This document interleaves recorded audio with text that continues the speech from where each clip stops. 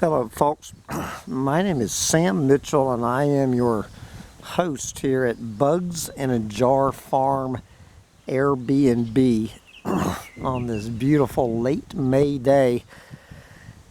And I just one more time need to put this short video out just to make sure that you and Bugs in a Jar are a good fit. This is Sancho the Wonder Dog, who's the the real boss down here at Bugs in a Jar. So anyway, folks, I am proud of the reputation that Bugs in a Jar Farm, the tiny houses at Bugs in a Jar Farm, have. And I think the main reason is that I offer a quality product at a fair price. That being said, I just want to put out there in no uncertain terms who will enjoy their experience in Bugs in a Jar and who will not. So Bugs in a Jar Farm, what we are is a collection of tiny houses. We have three very rustic, but I hope comfortable tiny houses for rent. This is the Hummingbird tiny house that we're looking at the moment. And I want you to understand that the number one operative word in that sentence is rustic. Bugs in a Jar Farm is not a 5-star Ritz-Carlton hotel experience, and we don't want to be. It is probably like no Airbnb experience you have ever had. We are catering to folks who are looking for a peaceful, quiet retreat in the forest. As my buddy says, he would call these bedrooms in the forest instead of tiny houses.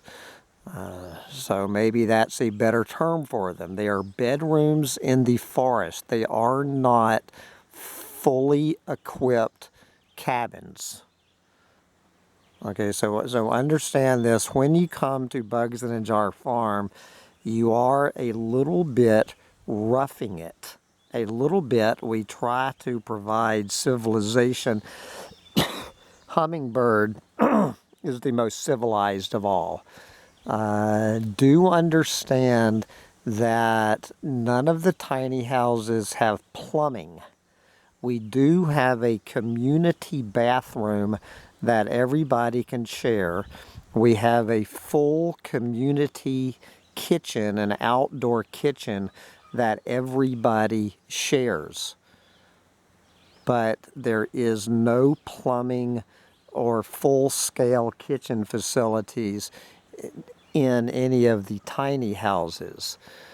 There is excellent drinking water provided, and Blue Dragon and Seahorse have private outhouses. Okay, you are welcome to share the community bathroom down at the main house or use your private outhouse. Understand, we are talking 5-gallon buckets when we're talking outhouses. The other thing I cannot make too clear is I am one person trying to run this entire show.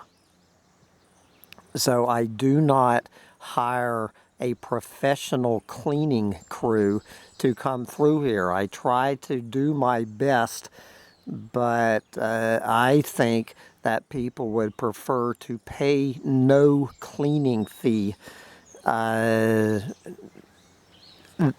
to add $75 per night for me to have a professional house cleaner come through after you've been here. So understand that there is no cleaning healthy, so it might not be up to the standards of a Ritz-Carlton hotel. Okay, the other thing that we need to talk about is bugs. The first word in Bugs in a Jar Farm is bugs. We love most of our bugs. We love our lightning bugs, our ladybugs, and our butterflies, and our dragonflies, but we do have some other bugs. Now we're getting ready to build a screen porch here at Hummingbird.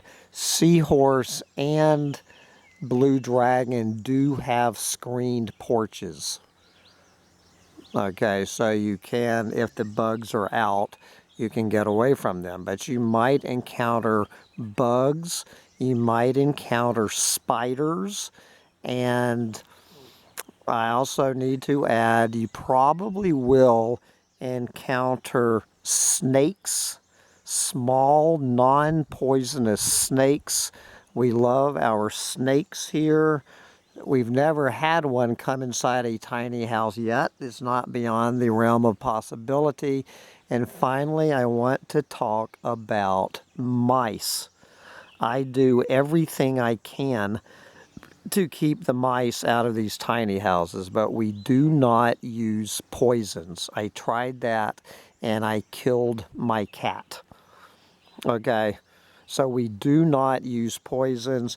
There is a chance that you'll probably more likely hear a mouse or two in the walls at night, but there is a possibility you will encounter a mouse in your tiny house. I'm sorry about that. I'm doing everything I can short of poisoning the place.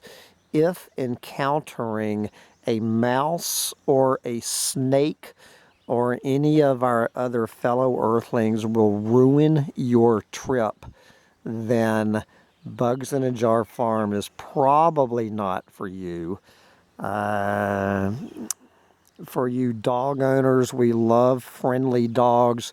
We have a strict no pit bull policy. There are no pit bulls allowed at Bugs in a Jar Farm. I am sorry.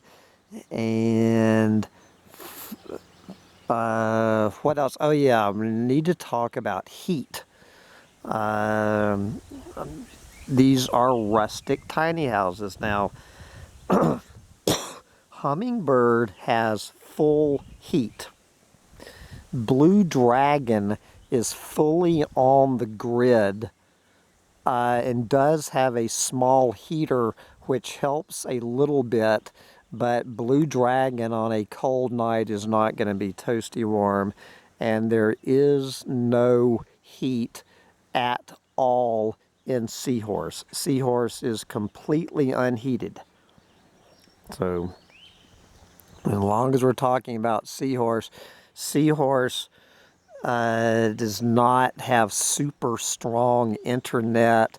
There is no phone service available at Seahorse, and the internet is not perfect. And finally, just as Bugs in a Jar is not a Ritz-Carlton hotel, we are also not a motel here. For you, we are not a flop house. We are not Motel 6. I had to set up an 11 p.m. check-in curfew. You have to meet me at the road, and I have to give you a tour of the facilities. You have got to be here and checked in before 11 p.m. or you will not be checking in, and I will not be offering a refund. I hate to sound like that, but we have had complaints about people checking in at all hours of the night and disturbing the other tenants here. It is very disruptive for someone to show up in the middle of the night. It's just not fair to the other guests in the other tiny houses. you have got to be here by 11 p.m. And if you are okay with all of that, I think you will absolutely love it here, but make sure you are okay with that, because I want you to have a pleasant vacation experience here at Bugs in a Jar Farm, or nobody will have a pleasant experience. So I hope to see you soon for your rustic, tiny house, bedroom in the forest experience. Bye, guys.